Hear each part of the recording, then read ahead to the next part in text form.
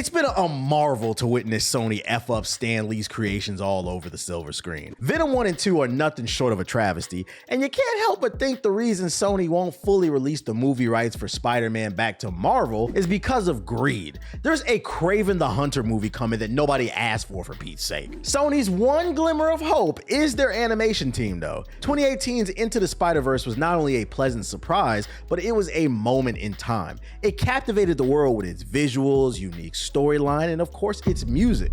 I told my girl I bought tickets for the new Spider-Man and she was like, well, which one? I said, Sunflower, and then she instantly lit up like a Christmas tree. She's not the biggest Marvel fan, so she gets some of the films confused. Being able to associate the music with the film to help her out is a sign of cultural impact. I can't say the same about the MCU's music.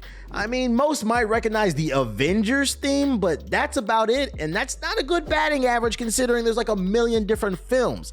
But here we are years later, and the sequel to Across the Spider-Verse is here, so let's talk about that. Allow me to preface this video by saying that if you have not seen the first film, Into the Spider-Verse, please do not go see Across the Spider-Verse until you see that first movie. I know you want to be part of the conversation, but I promise you, if you don't see the first movie first before you see the second one, you're just gonna leave the movie theater with a headache. This film is one giant piece of fan service that continues the story of the last film, and if you're not in tune, you won't fully appreciate Miles' journey. But if you are in tune, bitch, this shit is lit. Across the Spider-Verse kicks off the opening scene on an 8, and by the end of the film, things have been cranked up all the way to a 12. There's so much to gush over about this film. This movie is hands down one of the best looking animated films that I've ever seen. And it's not just the visuals either, it's the way the movie transitions and how it manipulates the frame rate to give that extra flair to it.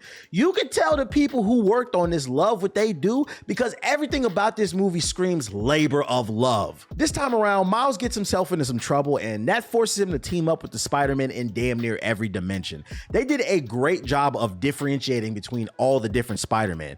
Miles does have to share a lot of the screen time with them, but each Spider brought their own flavor to the situation, so it never felt annoying. Dare I say, this was a far superior multiverse movie than Doctor Strange and the Multiverse of Madness. I think it's because this film relies just as much on storytelling as it does spectacle. Multiverse of Madness used the multiverse as a gimmick to sell tickets, but they forgot to produce strong writing along the way. But Across the Spider-Verse, man, there are some real heartfelt moments in this film involving Miles, his family, and his friends. I saw people crying in the movie theater, and by saw, I'm talking about my boo thing. She had my shoulder drenched in tears, and my shoulder damn near went numb because she was holding on to it so damn tight. And she'll probably get mad I told y'all, but I'm just trying to make people laugh. part of the reason this film will have you in your feelings is because the soundtrack does a great job of tapping into your emotions. Sunflower was one of the biggest records of 2018. It's currently sitting at over 2 billion views on YouTube alone. Now, I don't think this movie has a record on that level of success, but it's still some really good songs here that match the theme of the movie. This is not a lighthearted origin story like the first one, but instead, this is a hero in the middle of his journey. Therefore, there's more hard-hitting hip-hop in this one that uses 808s with contributions from artists such as Lil Wayne, Future, Don Toliver, and Nas. It's a soundtrack that was produced by Metro Boomin. And honestly, I could do a whole separate video on this soundtrack, so let me know in the comment section below. Do you want to see a review on the Across the Spider-Verse soundtrack? If you like fan service, and I'm not talking about the kind that's in anime,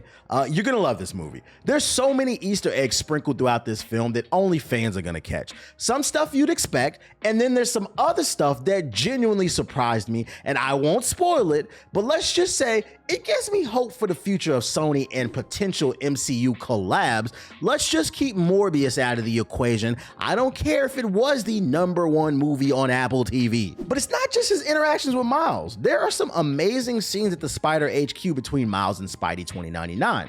I gotta say, I wasn't a big fan of Miguel's Spidey. Dude's a bit of a jackass, but he was supposed to be, so I will say he did a good job. The voice actor who played him did a great job of conveying anger and frustration. All the voice actors did great, might I add. There are some great scenes between Miles and his parents and Gwen and her dad. Moments that made me sit back and say to myself, yep. Now, this is why Spider-Man is the best-selling superhero action figure. It's such a relatable character. He's funny, and then there's a cool factor to the character. Now you got a black Spider-Man and a woman Spider-Man being thrust into the forefront, and you're able to reach a young demo previously not on the table. Because I can't stress enough that this is just as much a Gwen movie as it is a Miles movie. The opening scene involves Gwen, and it lasted much longer than I thought it would. My girl turned to me and said, I thought this was a Spider-Man movie. Spider-Man's a girl now? I'm just like, oh my God, be quiet. I'm trying to soak all of it in. And I soaked it all in. Some of the stuff that I soaked in, though, I wasn't a big fan of. Mainly the use of color, or shall I say the overuse of color. I strongly believe this film should have kicked off with some type of epilepsy warning. Maybe there was one, but I didn't see it. Feel free to correct me if I'm wrong, because the second half of this movie is full of flashing colors that is bound to bother some people. I don't suffer from epilepsy, but I am 32. I'm old, so there were moments where the movie did hurt my eyes, and I had to squint because it was just too much going on. And it's too much going on. That's a double entendre, by the way. There were some plot twists in this film that even I didn't predict, and that's a testament to its strong writing. Plot twists that were 100% welcomed in my book.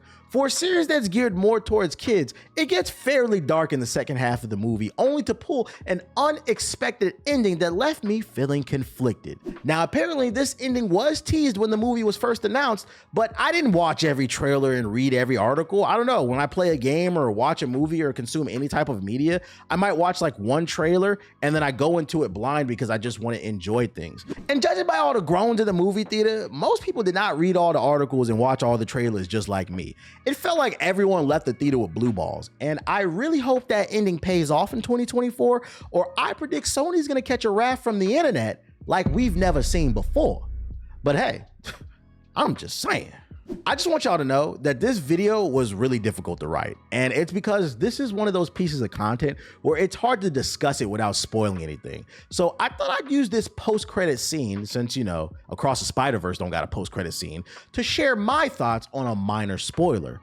Did anyone else catch Miles' friend playing Spider-Man 2 on the PS5? Whose leg I gotta hump to get a copy of that game? Also, I'm not going to spoil anything further, but if you saw the movie, let me know. Do y'all think we're gonna get some skins of some of the characters we saw in Across the Spider-Verse for the Spider-Man 2 video game? Because that one character who shows up at the end of the movie, if he gets a skin with his own unique moveset, I'm gonna fucking lose it. But I'm just saying.